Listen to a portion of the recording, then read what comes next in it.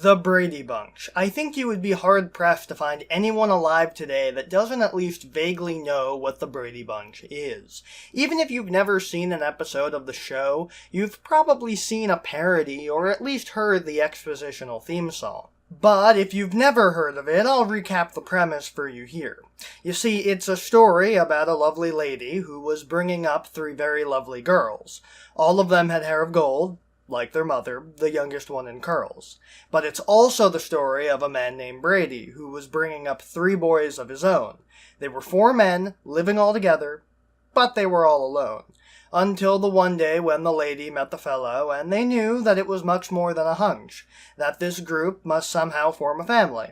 And that's the way they became the Brady Bunch. The show was wholesome, saccharine, and really has no business being as pleasant as it is.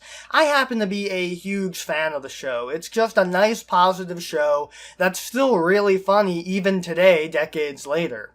But what you might not know, I know I didn't, is that it rivals Star Trek for the number of spin-offs it spawned. Not only were there attempts with backdoor pilots made during the show's original run, like Kelly's Kids, but the show itself came back several times in several different forms after it was initially cancelled. There was an animated spin-off featuring only the kids, a new dog, and two racist stereotype pandas, released during the run of the original show called The Brady Kids, and then there was the Brady Bunch Variety Hour, a variety show that reunited the entire cast save for Eve Plum, who declined to participate, which included singing, dancing, and special guest stars. The entire premise was eventually parodied by The Simpsons in their spin-off Showcase episode. Personally, I agree with Red Foreman on this one. Oh, who the hell gave those people an entire hour? But the show would eventually return to their sitcom and scripted episode roots with 3 additional revivals. Initially, I was only going to talk about The Bradys, the final attempt to revive the series in 1990, but as I did more research into the other ones, I decided I wanted to look at them all. The first of which we will be covering is The Brady Brides, which featured the return of Eve Plum to the series and focused on an odd couple-like plot, where Marcia, still played by Maureen McCormick, and Jan, after having married 2 very different men, move into their dream home together, sharing their newly wedded bliss. While they've got their sisterhood to keep them together, their husbands don't, and they get into all sorts of hijinks. But that's getting ahead of ourselves. The series initially started with a pilot movie entitled The Brady Girls Get Married, that I can only find half of, so we can't cover it here today, but suffice it to say, it dealt with the Brady girls, save for Cindy, getting married, and is the only revival that reunited the entirety of the original cast. I'll quickly recap the plot here. Basically, following the original series, the kids have moved out or went to college, Jan has become an architect, like Mike was, and Marcia has gone into fashion design. Jan's boyfriend, Professor Philip Covington III, played by Ron Coolman, proposes to her and asks for Mike and Carol's blessing, but they're hesitant to allow it, since Marcia hasn't gotten married yet, which is surprisingly conservative for the usually very liberal Bradys, but it ends up being a non-issue because Marcia has a literal whirlwind romance with a toy salesman named Wally Logan, played by Jerry Hauser. And the film consists of the 2 couples clashing over their plans for the wedding, which they plan on having as a double. Which I'm sure is explained in the first half, but as far as I can tell from the second half, there's no discernible reason. Everyone manages to make it to the wedding, even Peter, who was about to ship out with the military, and the film ends with the 2 couples reconciled and married, and the wedding ending in disaster, just like Mike and Carol's had in the first episode of the original series. The series proper only ran for 7 additional episodes between March and April of 1981, and I can't find any info on why it was cancelled, though I can assume it was probably because it was a very niche series and it's very different from the parent series. Instead of focusing on a mixed family, it was focusing on 2 odd couples, very similar to the differences between MASH and After MASH that ended up in the second show's demise.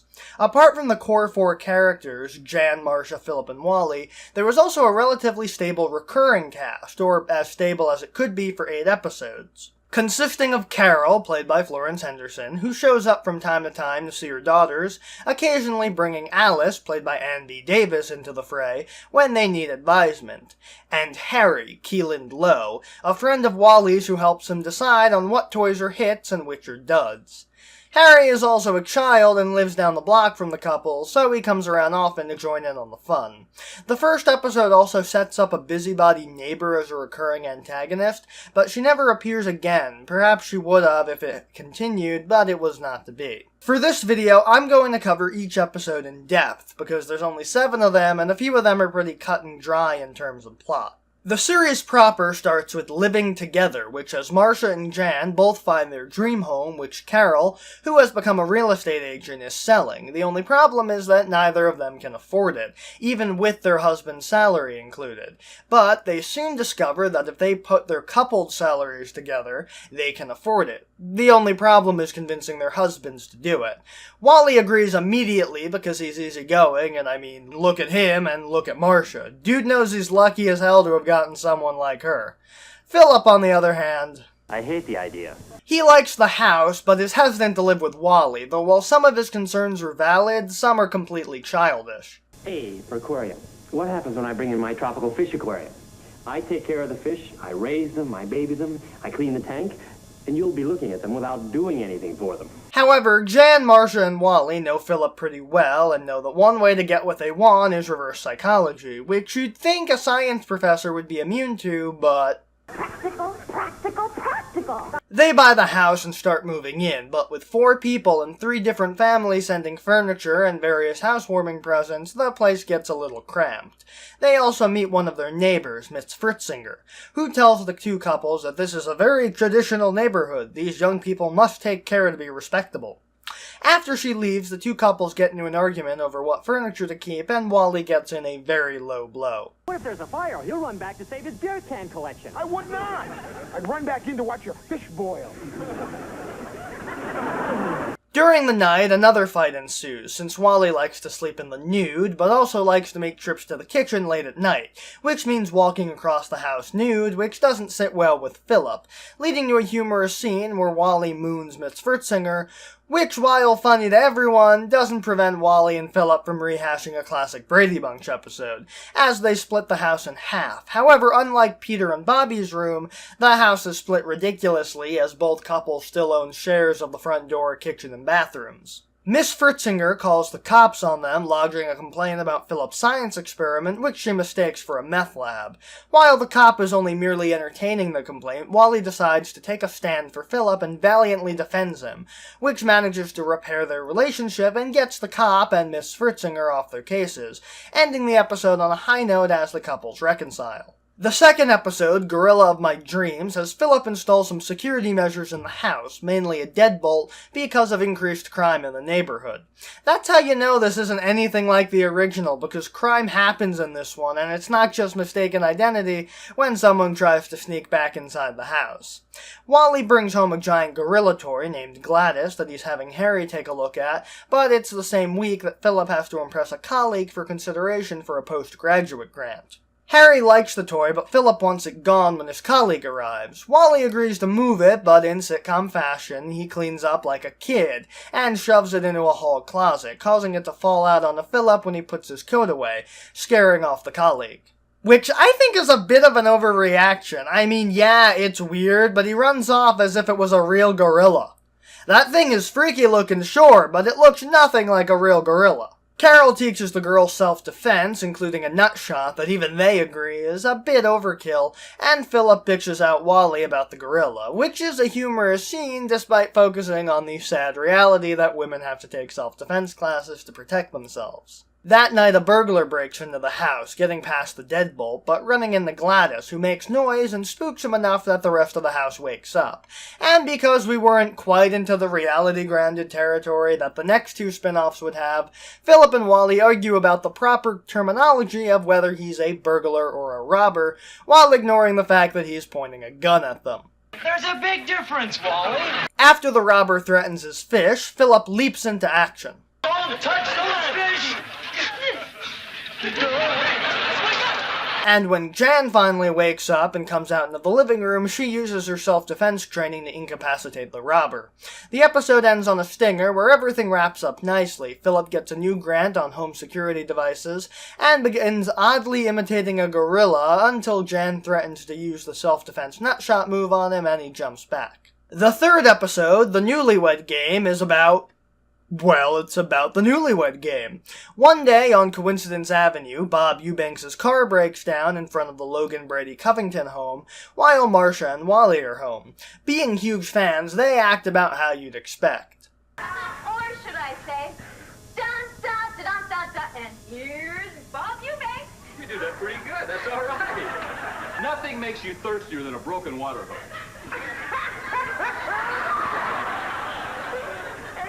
You TV guys, Bob Eubanks, you do the Newlywed Game. That's my show. And naturally, they try to impress Bob Eubanks enough that he'll invite them onto the show, which, despite all odds that it shouldn't work, manages to work, and he invites them onto the show. I know he's acting here, but you just know that he had to have gone through something similar in real life. Just look at the way he's acting in this and tell me that he hasn't lived through that scene before. When Jan and Philip come home, they give them the good news, and Jan is starstruck and excited for her sister, while Philip is his usual stuffy self. They tell Carol, and she helps them train for the show, and in yet another contrived coincidence, Bob Eubanks returns because after his car was fixed, his battery died, and sees them training, inviting Philip and Jan to audition for the show as well. Their opponents include a woman and her recently returned military husband who haven't seen each other since they got married, so they're more interested in something else than playing the game, and a recently married older couple. The game goes about as well as you'd expect. They know each other well, but the husbands answer the questions by overthinking them, and the older couple ends up winning, while Philip and Wally end up in the doghouse. The final indignity? The prize is a fancy aquarium. Dude, we were hoping for dirt bikes. Kind of a jerk would want an aquarium. The fourth episode, The Mom Who Came to Dinner, has Carol spend the night when Mike goes on a business trip. Philip and Wally think it'll be a disaster, while the girls are optimistic, and Philip and Wally don't know how right they'll be. Philip tries to automate the house to a single light switch, including all the appliances and emergency alert systems. Carol has dinner and, like a mom, tells embarrassing stories about her daughters to their romantic partners. Though the stories aren't quite meshing with what I remember from the original show, but artistic license, I guess. Philip volunteers to sleep on a cot so that Carol can sleep in a proper bed with Jan, giving us our first glimpse of the bedroom sets. Marcia demands that Wally wear clothes to bed because Carol is around, and Marcia feels that Wally should have stepped up for the cot instead of Philip. Jan and Philip flip the cot while kissing and presumably moving on to something else, and Marcia forces Wally to take the cot, where he has a nightmare that causes him to flip the cot. Carol demands the cot, but Jan takes it instead, meaning that Wally and Philip are forced to share a bed. Philip goes back out during the night to finish what they started, but the doorbell rings, revealing Harry, who has been apprehended by a cop since he was lurking around outside. He explains that his mother is working late and he got lonely, so he came by to stay with Wally, and they agree to let him stay. He sleeps with Wally and Philip, but he needs a lullaby to fall asleep, so Philip sings a pretty decent rendition of Moon River to put him to sleep. Two drifters off to see the world. Carol takes the cot, but can't fall asleep, and is thankfully given someone to talk to in Alice, who is without Sam. Oh yeah, between the original series and this one, Alice and Sam the Butcher got married, and she's no longer employed by the Bradys, but is still good friends with them. Who is at a bowling tournament, and when she went out to investigate a strange noise, the door closed, locking her out, so she came over to use the phone. Carol invites her to stay the rest of the night, but when Carol goes to turn on the light, she triggers the appliances, which calls emergency services, including the cop from before and firemen. Alice asks the cop to take her home and help her inside, and just when everything seems to be back to normal, the ambulance arrives and mistakes Carol's cot for a stretcher and carries her out of the house, despite her objections. The episode ends on a stinger as all the exhausted adults sit around playing a game and are interrupted by a chipper and very awake Harry, who heads home as they throw pillows at him. The 5th episode, The Seas, has a strange man in an unmarked car surveilling the Logan Brady Covington home. Wally thinks that it's related to various unpaid parking tickets he has and is on edge about it, culminating in this exchange when the man comes to the door. You say you're Philip Covington III? That's what I say. That's what he says, all right. Harry almost blows the entire scheme when he shows up. Philip and myself. But, as it turns out, the guy isn't with the DMV. The guy is a federal agent doing a background check on Philip, who's up for a government research project, and he is very confused as to why Wally is pretending to be Philip. Chief, it started as a routine check, a security clearance for Philip Covington III's government research project. And brings up some very good points about Wally's relationship with Marcia. Wally Logan is probably an alias. He only knew Marcia a few weeks before he married her. You know, I wouldn't be surprised if he was some sort of criminal. Come to think of it, he might be a deserter. He looks a lot like a private danker who served during the Korean War. And it further reinforces my grand unified theory that every television show I have ever watched can be linked back in some way to MASH. In short, the government agents are bumbling idiots, and it just so happens that they happen to be latching on to the only person around that's dumber than they are. The investigator is sent back by his chief, though Philip is none too pleased that Wally assumed his identity. But when Philip tries to explain everything, Wally comes up with a backstory for Philip and Marcia. I'm George. My brother George. And, this is his lovely wife, Martha.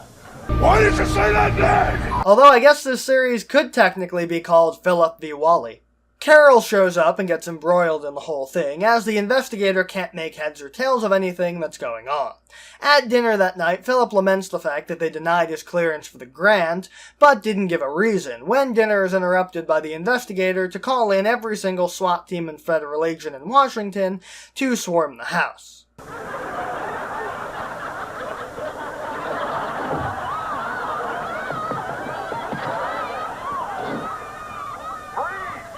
The episode ends with a beautiful woman ringing the doorbell and Wally immediately owning up to his identity, only to be served a subpoena for his unpaid parking tickets. Oh boy. Justice always triumphs in the end. The 6th episode, Cool Hand Phil, centers around Wally teaching Philip how to be fun when he loses a favorite teacher poll held in the school newspaper. Despite Philip being all proper and practical, he's despondent about it and can't even get excited for Jan, whose firm is letting her design a bid for a very important client's summer home. Wally volunteers, or rather Marcia forces him to volunteer to help Philip learn how to be hip with the kids, and despite Philip telling a rather funny joke, Did you hear the one about the two octopuses that get married?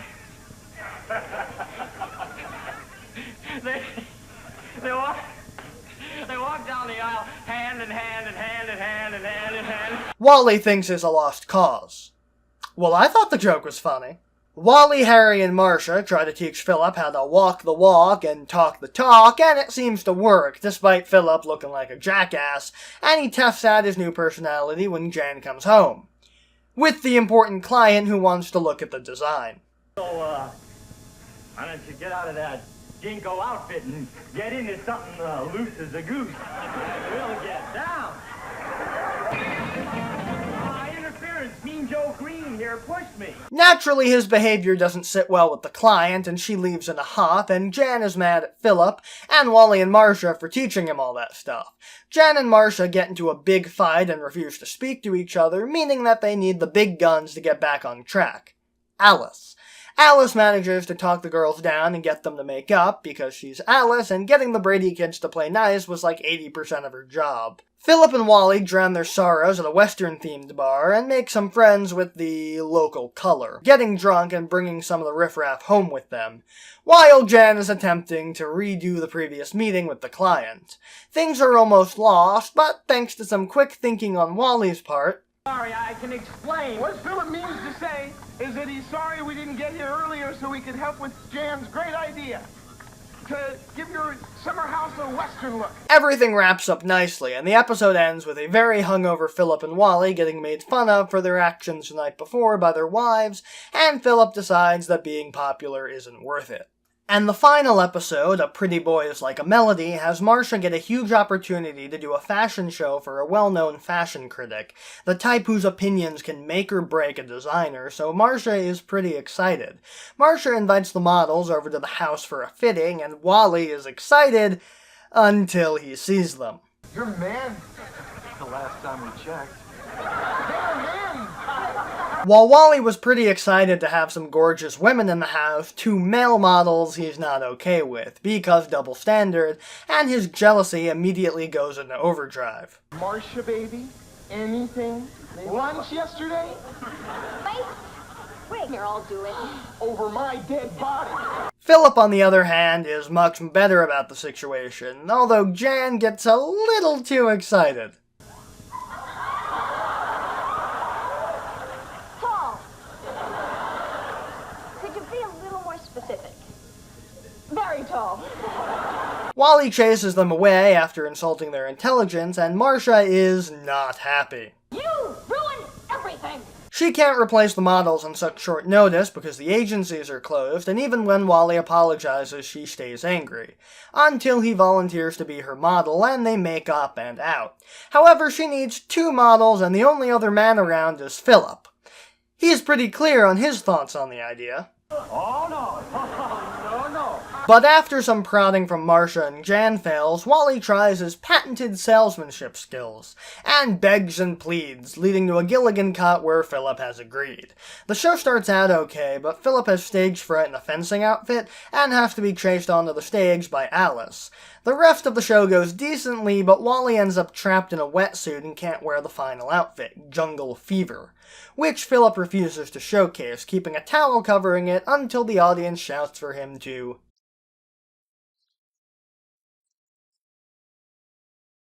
revealing it to be a pair of leopard skin shorts. After the show, Marcia talks with Mr. Blackwell, who tells her that she's gonna make it in the industry and everything wraps up nicely. Save for Wally still being trapped in the wetsuit. Philip. Honey, good night. Marcia. It's a new life for 2 girls named Brady, who have met the bunch to make it on their own. The Brady Brides was an interesting show. While it's not quite as utterly insane as the follow-ups, trust me when we get to those, it's gonna be fun. But it's still a very strange series that is totally different from the parent show. And despite my better judgments, I can't get enough of it. I was laughing through all of the jokes, even when they were bad. And trust me, a lot of them were bad. What's the brown stuff? Harry, it's good for you. It's wheat germ. Oh, no. You aren't getting me to eat germs. Starting at the top, I want to talk about the theme song, which, like its predecessor, is expositional and sets up the plot of the series. And I love it. It's so darn catchy, like possibly even more catchy than the original. And it's a rearrangement of the original, like most of the spin-offs used, which is a neat bit of strict branding there, and it works because any lyrics you use for it are going to be catchy and stick in your head. Though try being me and watching all these Brady Bunch spin-offs at the same time, so I have like 5 different versions of the lyrics in my head. Moving on to the characters, starting with the established characters from the parent show, everyone acts basically correctly. Carol and Alice certainly do, with Alice being around for mediation, and Carol being around to do mom things. But one thing that bothers me is with Jan and Marcia. It feels like in order to create the conflict necessary with the Odd Couple stuff, they had to basically recreate the Brady girls. A specific thing that bothers me is that the show makes Marcia out as kind of a ditz. But in my watching of the original show, which admittedly comes mostly from clips on YouTube, since it's not really on TV and I'm not shelling out for a CBS All Access subscription until Discovery comes back, but I don't get that from it. She ran for class president, was head of the Davy Jones fan club, and in the first season wrote a letter about Mike being world's best father that was very astute. But between choosing Wally and a few jokes that show her as dumb, it feels off to me. Jan isn't much better. Admittedly, any insecurity she has as a kid would likely be gone by the time this series started, so her main character aspect would be missing. But As a result, she's just sort of Marsha's opposite and half of the Felix Unger to Wally and Marsha's Oscar Madison. Obviously, people grow up. I just think that they were changed too much and given personalities that don't quite fit the way they were established. Philip and Wally are good characters, though. They're very different and unique from each other, and that's where the conflict is rooted. In fact, it's basically all rooted there, because the show had like 2 or 3 plots. Philip and Wally fight, Wally and Philip do something that makes their wives mad at them, or they do something that makes their wives mad at each other. The actors do really good with the parts they were given, which is basically Felix Unger and Oscar Madison, except a scientist and a toy salesman, and I do think that ultimately they were good fits for their Brady girls. If I had one complaint, it's that we don't really get a lot of development on Philip's job apart from just a vague scientist. I mainly worked in physics, atoms and such. We get a lot more development on Wally's job because toy salesman is easy. Give him a toy, have him sell it, then it's easy to write.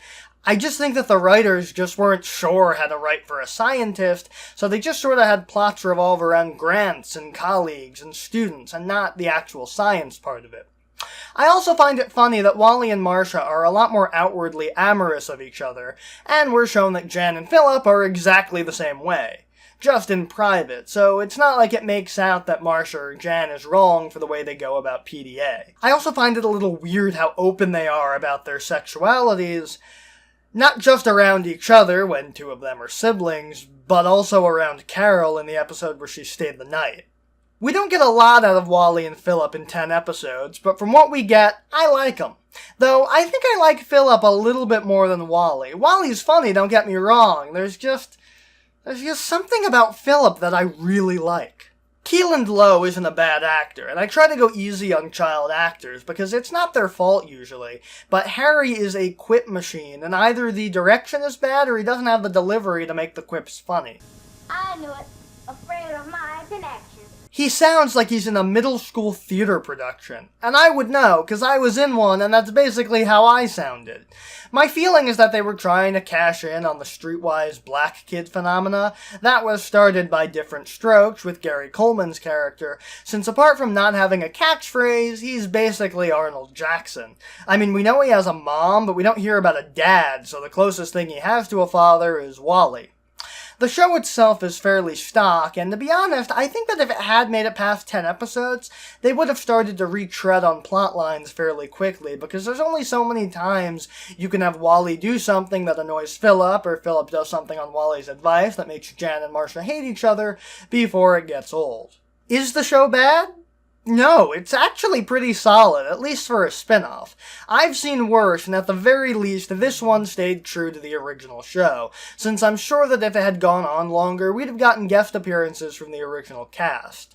And I was unsure about it at first. I really only watched it out of completion's sake when I discovered the Bradys, but I ended up really liking it, and think it's a shame that it's never been released on home video, because it's a neat bit of Brady history and deserves to be seen.